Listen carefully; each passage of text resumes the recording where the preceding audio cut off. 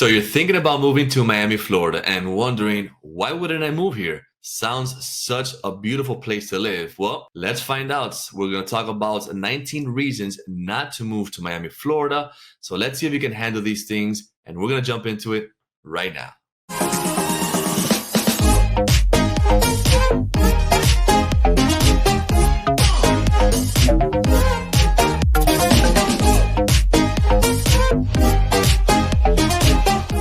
Welcome back to my channel, and if this is your first time and you want to know everything there is to know about living in Miami, Florida and the surrounding areas, then subscribe below and tap that bell for notifications so you can be notified every time we drop a new video.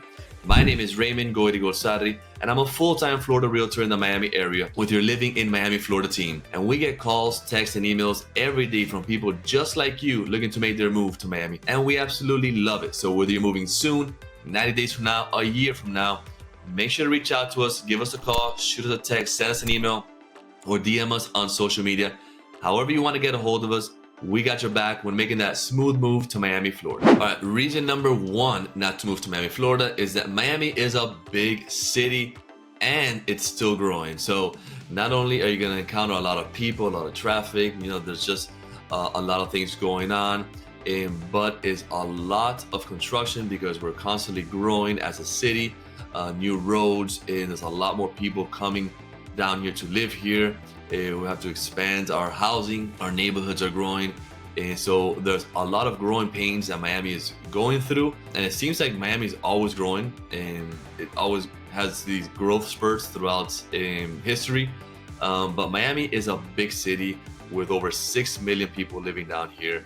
And when we say Miami, we're talking about Miami-Dade County, not only the city of Miami, which is a smaller area, but Miami-Dade County is, when we say Miami, we're referring to Miami-Dade County. It's a lot larger. Miami is very spread out. So in that sense, it's not that bad where you're not going to be in, if you don't like the city life like Manhattan, New York, but you like city lifestyle, you're going to have options to live.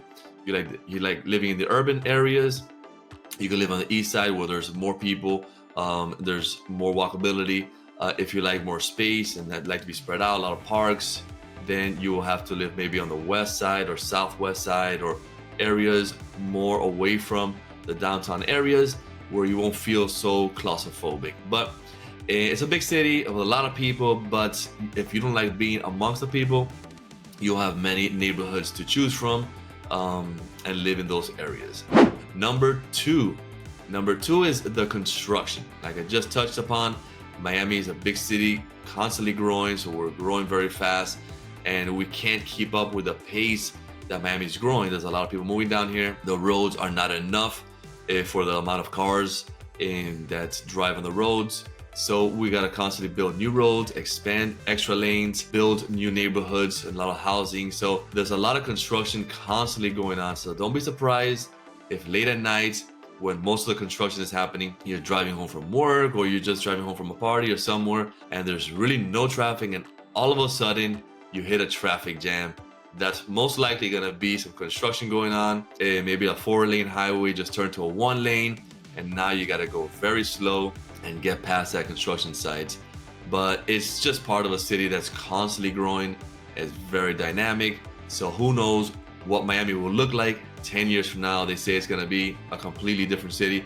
I was born and raised in Miami, and I've seen it grow. In the last 2 to 5 years, we are definitely changing with the people coming down here, the new places that Miami has. There's places that growing up I used to go and now it no longer exists, and there's a new site there in that area. So it's a growing city with a lot of construction. Number 3 is your diversity. Miami is very diverse, and we have people from all parts of the world, not only from other states, but other countries, which makes Miami so much fun and exciting to live. You get to learn about people's culture. You get to enjoy all the food it has to offer, and because you'll be able to experience different types of cuisine, from Caribbean, Hispanic, European, everything you can think of, Miami has it. So wherever you're from, you'll fit right in Miami because you'll be able to enjoy your own culture and live your lifestyle. You don't have to adapt into a certain lifestyle that we live down here in Miami. Miami welcomes all kind of people, and and we're able to enjoy the way that we live wherever we're from. So that's something that you need to be aware of. Miami is very diverse. It feels like you're in a different country, and you must live here to really understand it and feel it, because I know I have friends who have come down here and they feel like they're not part of the US, which is a vibe that you'll feel down here in Miami.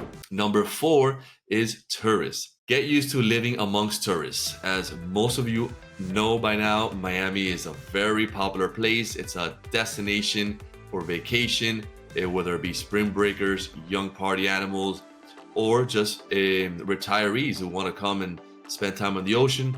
So there's a lot of tourists down here. We have a lot of snowbirds that come regularly. So just learn to live with it, because it's very important to our economy. And tourism is a huge influx of income into our system, and that is why we have no state income tax, which is a beautiful thing. Tourism is everywhere in Miami, not only in the South Beach area, but after living down here, you will learn to know where the touristy places. For example, Bayside is an area in the downtown, right smack in downtown, where it's beautiful. I've been there many times, but it is definitely a touristy place. Right on the water, nice little restaurants. So whenever you go to a tourist area like Bayside or South Beach or certain areas, get ready to pay a little more prices for drinks, food, clothing, whatever it may be, because you're in a touristy location and you're gonna pay touristy prices. So we just gotta learn to live amongst tourists, but that's something that you need to know. Number 5 is the cost of living down here in Miami could be very expensive. Now, I know we have a rap where Miami is super expensive. Miami could be very expensive, and if you have a lot of money and you're wealthy, you like the luxury lifestyle, this is paradise. You can have beautiful homes, waterfront homes, yachts, access to the Caribbean, go to the Bahamas, the Bimini, fine dining, high-end parties. It's endless, the opportunities that you have down here. But where Miami gets very expensive is on that end, on the dining out, the nightlife, and the leisure. All that is where Miami could get super expensive. So be careful when you're down here on spending on that entertainment and dining, because that's where it can get costly. Now, living, there's many affordable places to live and to eat out, to the groceries. It's very normal, affordable. Clothing and regular cars, the prices are more or less average. But another thing that's could get a little expensive is our number 4 is the housing costs. Housing down here, whether you're gonna rent or buy a property, is expensive, and the last 2 or 3 years, like everywhere in the US, some hot areas, it just got more expensive. Now, right now in the real estate market, we are in September of 2022. We're going through a shift because the last 2 years has been crazy with no inventory and increasingly high prices, low interest rates. So right now the real estate market is sort of trying to normalize itself. Little more inventory, prices starting to creep down a little bit, interest rates going up, and so a little more normal real estate activity. But housing costs, for example, 1 bedroom down here in Miami could be an average of $2,000. You may find something less, definitely something more. But when you're renting down here, don't freak out about the rent prices because they have gone up. And but there's a lot of options to choose, whether you're condo, townhouse, multifamily, single family homes. And if you're gonna buy a property, like I said, right now the market's shifting, but prices are pretty hefty. The median sales price for a property, whether it be condo, townhouse, or single family home, you're looking at $480,000.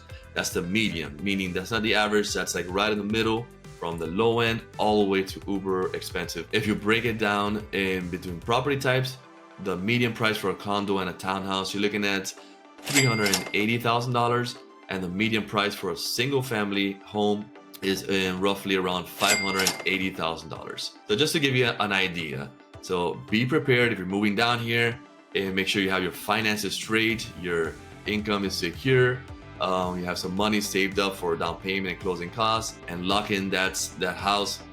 Because the good thing about down here is the real estate market is always in demand, very dynamic real estate activity going on down here. So it's typically always really good. And if you buy in a good neighborhood, the property value will maintain for a very long time and will definitely increase in the long run. So that's something to consider. Now, within housing costs, also keep in mind we have high property taxes, It depends on the neighborhood. It could range 1 to 3% of your assessed value, but they cannot raise it more than 3% every year. So that's a good thing. So once you're in, it'll creep up and it'll increase, but at a slow pace. So make sure you lock in there those property taxes.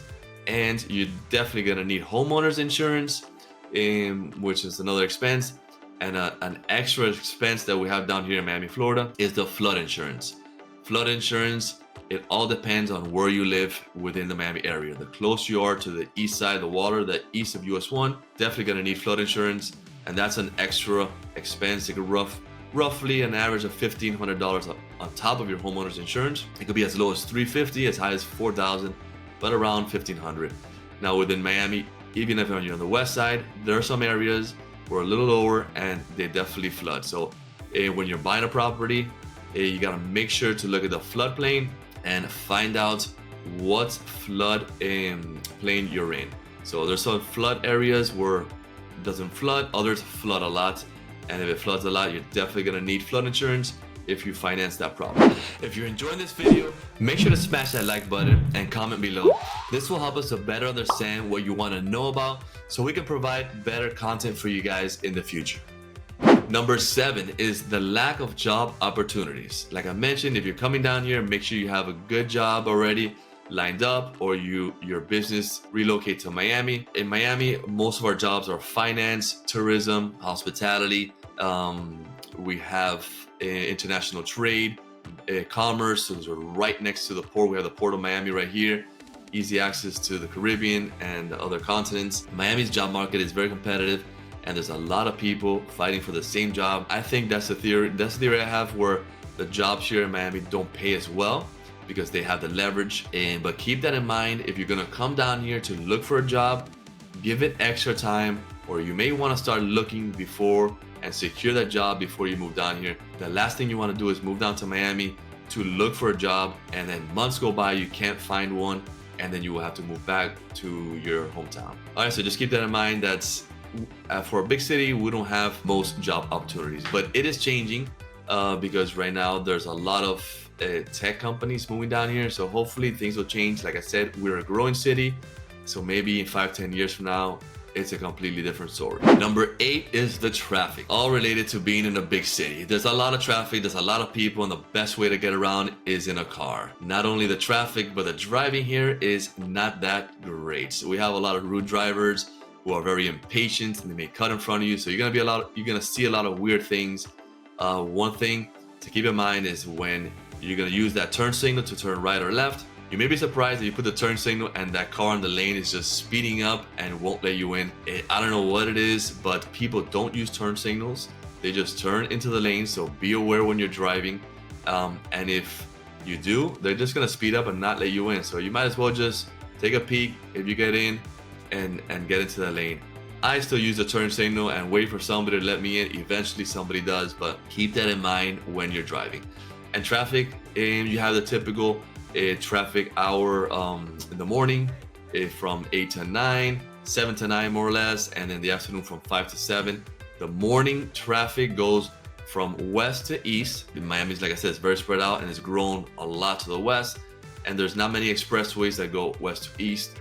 So the traffic is getting to those expressways and all the way to east, where most of the jobs are in the downtown urban areas. In the afternoon, it's completely the opposite, from east to west and going back into the suburbs. So traffic is something that it's bad, but I've seen cities where it's a lot worse. And hopefully, as they do more construction, things get better and they open up more lanes.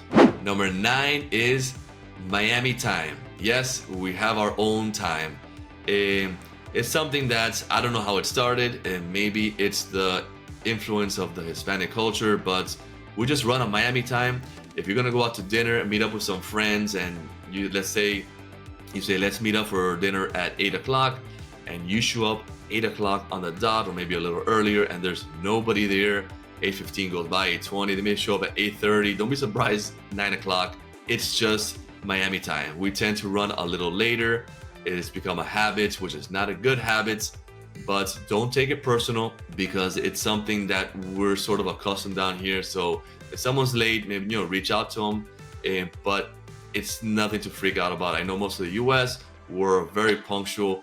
Americans are very punctual. We like to be there on time, a little early. But down here, we have Miami time where we run a little bit late. So hopefully when you come down here, it doesn't rub on you and you start living on Miami time. Keep that in mind. In number 10, we speak Spanish down here. It's not a surprise to most of you. Miami is a city where there's a lot of diversity and an influence from the Hispanic community. So especially the Cuban community, which is the first biggest Hispanic group of people that moved down to Miami. So you're gonna hear Spanish all over the city. Even you don't need to know Spanish, but if you do know Spanish, it opens up a whole new world and you're able to enjoy Miami to the fullest, because if speaking Spanish and English down here in Miami, it goes a long way, whether it be in business, in your job, in your work, or in your social life. You get to connect with a lot of people. On the flip side, if you only know English and you know nothing of Spanish, you may be limited. Maybe you feel uncomfortable in a lot of situations because you're gonna hear it everywhere. So at least if I recommend understanding the basic words. Your ear's gonna get used to it. If it doesn't bother you and you like languages, you'll pick up some words and you'll learn to understand the basic information and you'll be able to communicate, because maybe you speak to somebody in English, they may respond in Spanish because maybe that person only knows Spanish and doesn't know English. And that may be a shock, but you're gonna run into that, and they think that you need to know Spanish. So there's a mix there. Another thing that leads to is that, because a lot of people do speak English and Spanish. Like me, I speak English and Spanish. My family came from Cuba in the beginning of the Cuban exile. Me and my sister were born and raised in Miami, but with a Cuban culture. I was raised speaking Spanish, and I learned English right away in school. So I know both. So in my generation, I'm the first generation of the Cuban American generation, and we speak Spanglish, which is English and Spanish at the same time. So if you're speaking English, all of a sudden you translate to Spanish and you go back in English. You may say, "Hey, how's it going, man? ¿Cómo te fue el día? Are you gonna go eat tonight? I can't wait to go eat and watch those Miami Heats. ¿A qué hora vamos a estar en tu casa?" Boom. And you'll be like, what the heck are they talking about? English and Spanish is Spanglish together in the same sentence. It's definitely weird, but once you're down here, you'll get used to it and it won't be that strange. But that's something that you're gonna run into, and it's very unique down here. Number 11 is the heat, the humidity, and the rainstorms. I put it all together because it all goes hand in hand. Obviously, it's very hot down here. We have the summertime where it gets really hot, but we're on the water on the east side. You got that ocean breeze, so the closer you are to the water, you get more breeze in the summertime. But it does get very humid down here. So if you're not used to the humidity, that's gonna be some shocker to you, because as soon as you go out, you'll be sweating immediately, especially in the summertime. And if it's something that bugs you, that may get annoying, because especially in the summertime, you should definitely recommend wearing. I definitely recommend wearing light clothing, because you're just gonna be sticky. You may want to take a few showers a day, and on the flip side, you're gonna be using that air conditioning all day. Wherever you go, the AC is gonna be cranking, so that's gonna be a good thing. Your electricity bill may be a little higher because you're gonna be using that air conditioning all year round. The summertime, a lot more, but the humidity is something that you cannot escape. The rainstorms is another thing where down here, it rains, but it's not like the northwest of the country where it's constantly raining. Down here, when it rains for 15-20 minutes, half an hour, like a strong rainstorm where you think the world is gonna end, and then it'll clear up, blue skies, and it's a beautiful day. Everything will dry up pretty soon, and the day will go on as normal and no more rain. So it's kind of weird. Typically in the afternoon, we get our afternoon rainstorms. It does not, it rarely rains throughout the whole day from morning to night, like constant. We don't really get that a lot, of course, a couple days, but most of our rains are like a rainstorm that comes through, pours, and then it'll clear up. Number 12 is our bugs and insects. Again, with the humidity down here, the bugs and insects love living in Miami as well. That's a perfect weather and temperature for them to live, and they roam all over the city. We have these palmetto bugs that are like flying roaches. So don't be scared. They don't bite, they don't attack or anything. But they're just all over the place because of our subtropical climate down here. You'll find them inside your house, but don't freak out. We don't have to learn to live with them. We have pest control companies. They come in and they do their thing, and once or two times a year. If it's maybe you gotta do it more often, and if it, let's say they do the pest control and it didn't work, you find some bugs, they'll come out at no charge and they'll go ahead and do it again, and because they understand how important it is to have a good pest control for your housing. And that's something to keep in mind. And insects, well, we have the bugs, spiders, typically live outside, but you're gonna run into that here in Miami. Now, there is one insect that you definitely need to worry about when buying a home down here, because it can bring your house down, and those are the termites. Every house down here in Miami, Florida, you're gonna find termites. Now, most of them are gonna be like in the entries by the door, very harmless because they love to eat wood. That's all they do. They eat on wood little by little. So it's very important when you buy a house, do your inspections to check if the house has any termites in the roof. They live around the house, bordering it, but if they get inside the house, in the roof, like in the attic, they start eating up all that wood where the roof is made out of. And eventually, if you don't treat it and you don't kill those termites, the wood could rot and your house could just fall down and collapse the roof.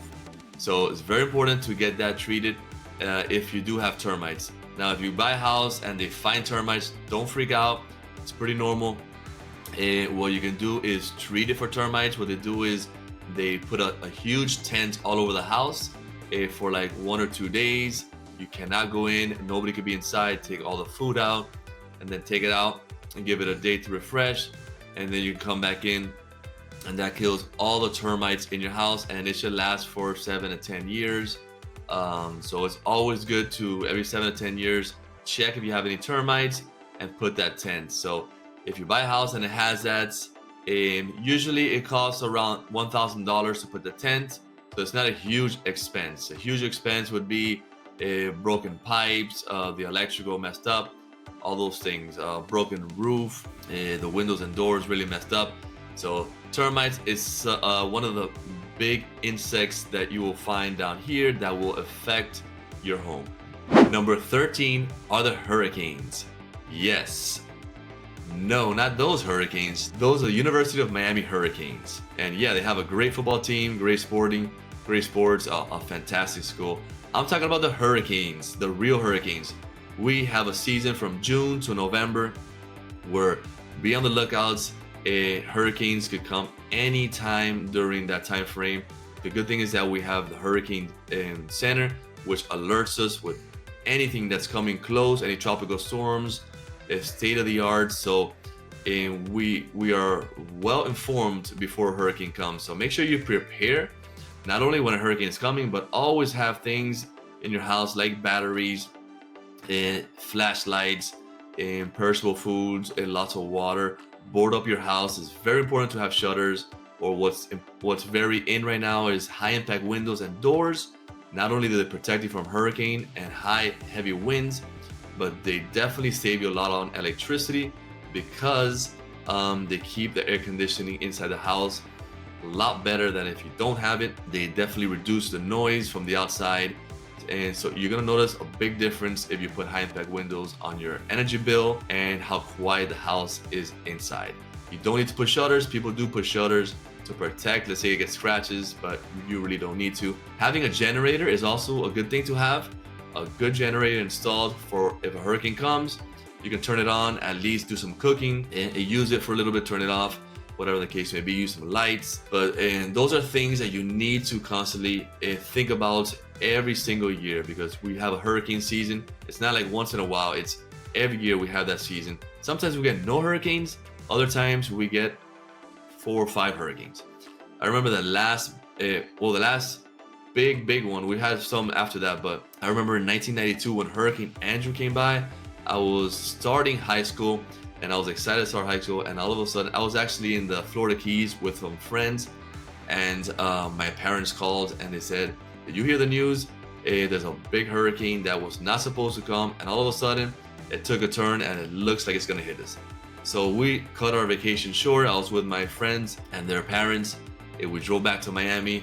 It came back to my house, and all to say, my parents didn't board up. Luckily, we were fine. No impact windows back then.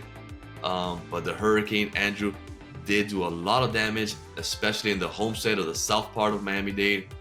It really destroyed neighborhoods and made a big impact in Miami and how we looked at the hurricanes from that point on. The building codes got stricter. We were well prepared after that. We learned that we need to board up our house with shutters. All these things that we learned from Hurricane Andrew are for our benefit now in today's world. So hurricanes is something very serious, not to freak out. It doesn't come all of a sudden, but definitely keep that in mind when moving to Miami, Florida. Number 14 is flooding. Along with hurricane, we don't need to have a hurricane to have a flood. We are surrounded by water all over the place. We are at sea level. Some areas a little below sea level. People say that Miami may not be around in the future, but we tend to flood. Like I talked about earlier, with flood insurance, you're gonna need it. So when you move into a house, make sure you know what floodplain you're in, because that determines of how much flooding you will get in that area, and it'll determine how much flood insurance you will have to pay. So flooding is definitely serious down here. Keep that in mind when moving down here and picking your neighborhood and your house, and find out what flood area you're in so you know what to expect. But it's definitely something that does happen all the time, and with our rainstorms you get a lot of flooding. Number 15 is our public transportation. If you expect public transportation like New York or Chicago, some bigger cities that have an amazing public transportation, down here in Miami, like I mentioned earlier, we have to drive everywhere because it's the best way and the quickest to get around. We do have public transportation, but since Miami's so spread out, it's very limited. We have the Metro Rail system, which goes within Miami, the city of Miami. It goes from the north side, like a C shape, all the way to downtown Brickell, comes back to South Miami, and goes up and down that area and to the airport. Within the downtown Brickell area, that urban area, we have the Metro Mover, which is a standing room only. It's free of charge, constantly running, so you can hop in, go to eat, come back. So it's convenient if you live in that area, and it's also a walkable area, so it's a totally different vibe living down here because it's very walkable and good public transportation. We have the Metro buses, which they go long distances, so they travel in most of the Miami-Dade area through the main streets and avenues. So if you need to take that, we do have that. But again, they drive on the street with the same traffic that we are gonna get driving. So it's gonna be a little slower, but there's a lot of them, so they're constantly going and stopping. So you'll have to learn your bus routes. Besides that, we have the trolleys in certain areas like Coral Gables, Doral, Brickell. Some certain communities that are more walkable have the trolley system where you can take it up and down. Let's say you work there. It's great if you're gonna go eat to lunch and come back, or if you live there and you wanna go somewhere else like shopping. It's pretty convenient. But besides that, if you live in Miami, most people live in one area. That doesn't mean that you're not gonna travel somewhere else. You can live in West Kendall and you love going to Brickell, South Miami, those areas. So if you're gonna commute or you just like going there for leisure, the best way is driving and getting a car. Number 16 is hand in hand what we're talking about, walkability of the city. Overall, Miami is not a walkable area, and there are some neighborhoods. If you do like walkable neighborhoods, make sure when you reach out to us, let us know that that's one of the factors that you enjoy, because there are neighborhoods where you can walk to places to eat, to shopping, to work, or to school. Let's say you want to take your kids to school walking or biking. Definitely there's some areas, but overall, like lifestyle wise, you're gonna need a car. The walkability is gonna be more in your urban areas, Brickell, downtown, the Grove, some areas. Coral Gables has a lot of areas where it's walkable, close to Miracle Mile, Doral maybe. So it all depends what your lifestyle is and what neighborhood you choose. Number 17 is the lack of service down here in Miami. Now, I am ashamed to say it, I love Miami, and it's not everywhere, but you're just gonna notice it if you're not from here, especially if you're from an area that has good service. Most of the United States, we pride ourselves on service. Down here in Miami, I don't know if it's we're constantly either on the go or we just have a different attitude. Miami has a different attitude, but you're gonna notice some places where you're not gonna get good service. Maybe it's not that bad service, but it's the lack of good hospitality service. At restaurants or at stores, you may walk somewhere and stand at the counter and nobody comes up to ask you if you need help or how may I help you, or just greet you hi. Those little subtle things you may not notice. You may encounter some rude service or some service where they feel like they're doing you a favor. So that's something where you may be surprised. Now, don't be scared, it's not everywhere. You just learn what places have better service than others. But overall, we tend to have not that great of a service compared to other cities. Number 18 is the lack of seasons. Well, that should not be a shocker. Down here, like I mentioned, we're a subtropical area, a lot of heat. The winters are amazing. One of the best times, and that's when a lot of people come to visit Miami, is in the wintertime.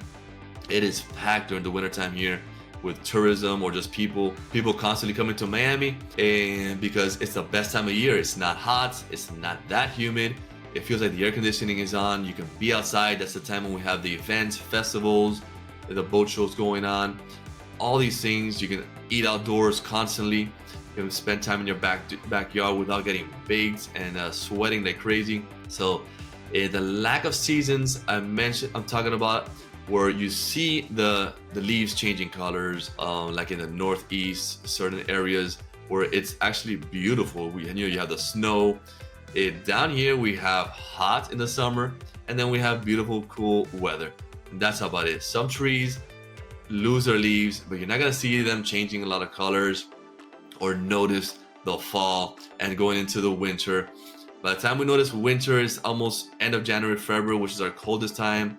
By that time, the rest of the country has been freezing for months already, and with snow. So no snow, no changing of the color of the leaves, none of that. So if you really enjoy that, you may miss that after living here for a while. If that's something that you love it, but it's not a big thing, then don't worry about it, because down here you'll also enjoy other things like the beautiful palm tree subtropical climates, and you will love the winters down here. Number 19 are the alligators. Yes, don't freak out.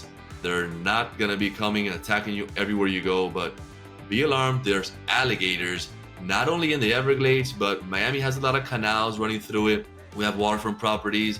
You may have a house where you have a pool and a lake or a canal or an ocean in the back, and maybe you're close to Everglades National Park.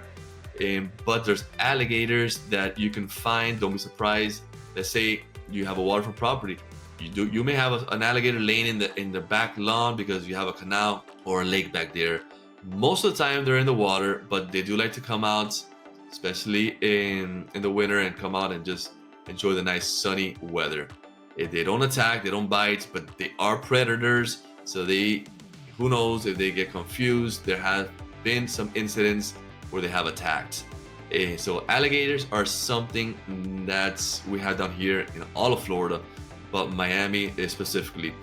Obviously, if you go to the Everglades, you can go airboat riding, watch the alligators in their wildlife, and enjoy that. But I typically don't see a lot of alligators around. Only, let's say you're gonna go play golf. If you like to play golf, they'll be laying around the water. They'll creep up to the grass, they'll come back, but you'll see them. Just don't get close to them, don't pet them, don't attack them, and they won't bother you and they will not harm you. So those are 19 reasons that you may not want to move to Miami, Florida. Now, these are just things, I don't say them to scare you or for you not to come to Miami. Miami is a beautiful place. It has a lot of things to offer. It could be a very fun and exciting place to live, but I wanted to give you the good, the bad, and the ugly. So when you come down here, you're not surprised. You sort of have an idea when all these things come to fruition or something happens to you and you're like, wait a second, now I remember what Raymond told me about. So if any of these 19 things scare you and you cannot handle them, then maybe Miami is not a good fit for you. But if you can compromise any of these 19 things, because every place you live is gonna have the good things and the bad things, just gonna have to learn to live with them, well then Miami may be a good fit, and it could be very fun and exciting place to live. So now you're better informed when making that move to Miami, Florida. But the only way that we can help you out is if you reach out to us, give us a call, shoot us a text, send us an email, or DM us on social media. However you want to get a hold of us, we got your back when making that smooth move to Miami, Florida. And until next time, we'll see you later.